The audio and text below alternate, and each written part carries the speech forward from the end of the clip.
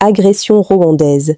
Ce 16 juillet à 9 h, le M23 a lancé une attaque simultanée contre les positions Wazalendo RM à Mubone, Sihambe et Muzinzi.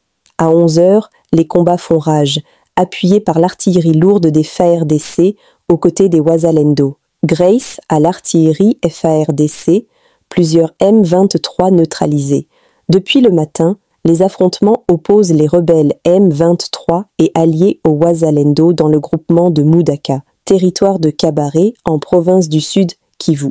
Les rebelles M23 RDF qui ont lancé des attaques nourriraient les ambitions de déloger les Wazalendo sur la colline de Mubumbu, selon plusieurs sources sur place. Les Wazalendo Yakutumba tiennent fermement les collines de Buzinga, Ngali et Mulende. Après les lourdes pertes infligées avant-hier au M23 qui vacille, les Wazalendo avancent, déterminés, et rien ne semble les arrêter. Un défi est lancé.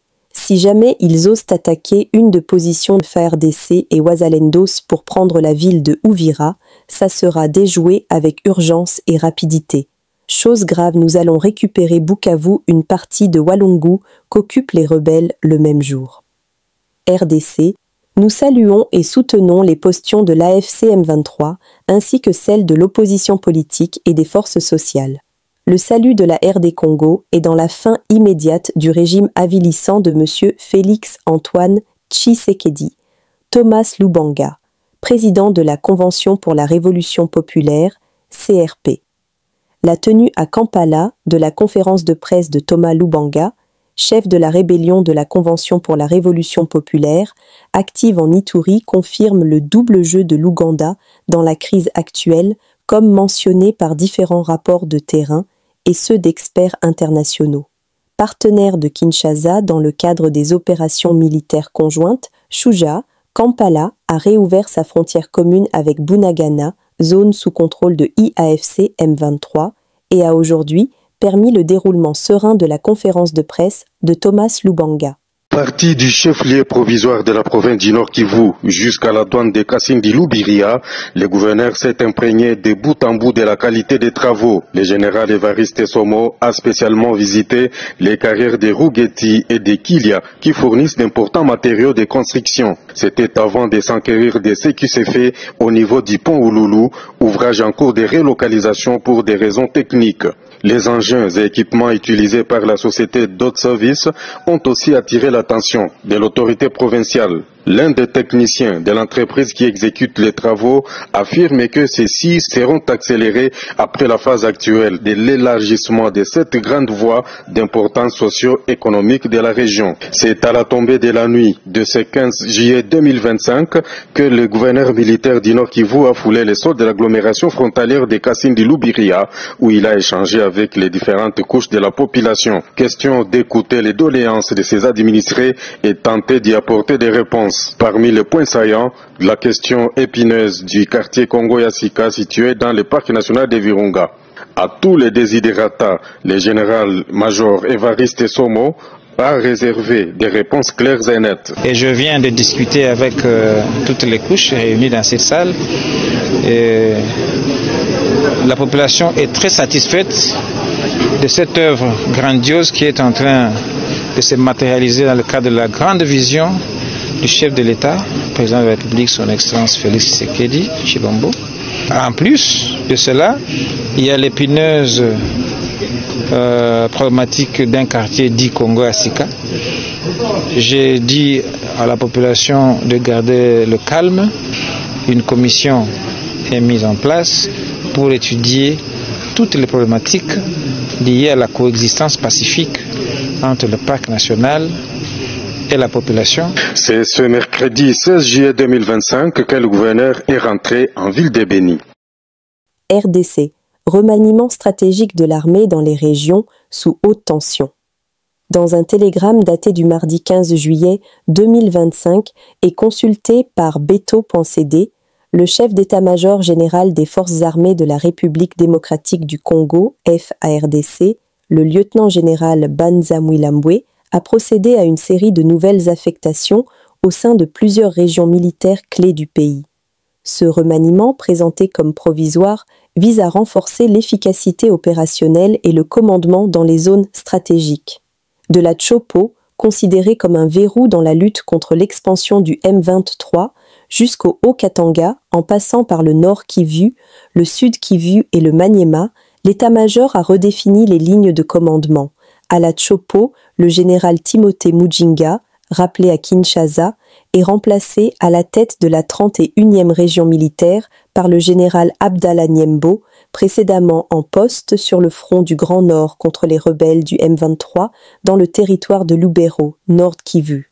Il sera assisté par le général de brigade Kasongo Mululba, opération et renseignement, et le général Kongolo Fabrice, administration et logistique. Dans le Maniema, le général de brigade Mwaku Mbuluku, Daniel, prend la direction de la 33e région militaire.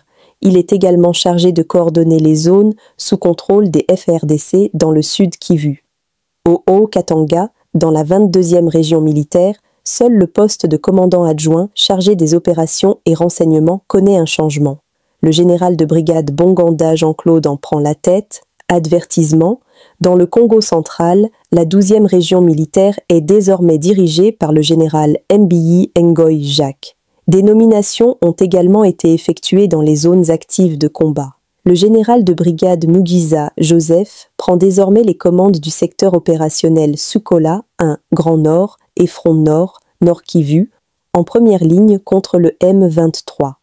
Au sud Kivu, le colonel Kizembo Benjamin est affecté au secteur opérationnel Sukola 2, basé à Uvira, un autre foyer de tension dans l'est du pays.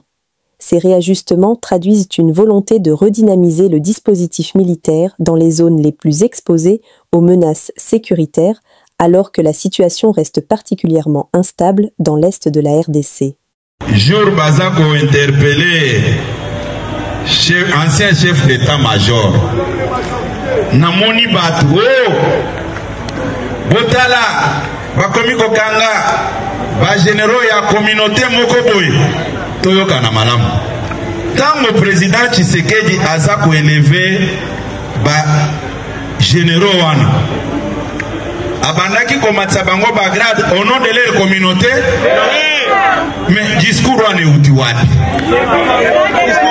discours wana euti wapi c'est-à-dire yo ovandi toyokana nanu puisque bazomona gravité alikambo wana te ovandi boye o réfléchir na entourage na yo comment est-ce que okoboma mutu un père de famille un grand-père la première institution de la République batuno likambo te au nom de ta communauté ata batango baza bazoba ndenge nini ovandi boye mutu amatisio bapete ndenge nyonso amatio bapete ndenge nyonso sikoyo au nom de ta communauté batuno likambo te soki obando kanisele mabe wana eza komona batuneti baumbu na bino c'est ça c'est ça comment expliquer batuo baza sérieux boyebi mutu mabe asali awangani na yete oza kolandanga malamu c'est-à-dire yo ovandi olobi